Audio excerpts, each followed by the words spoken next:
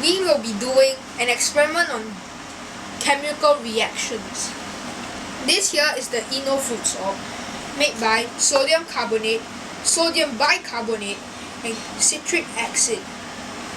If these ingredients are mixed with water, they will produce carbon dioxide.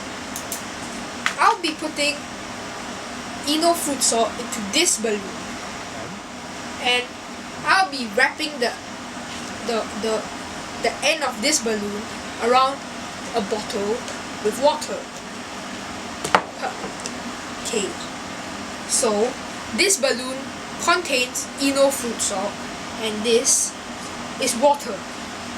So we are going to pour the balloon with Eno fruit salt into the water.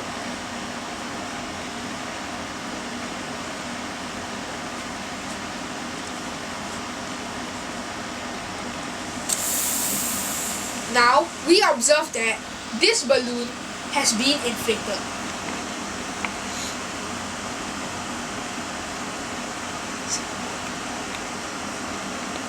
As you can see here, there are bubbles in the water.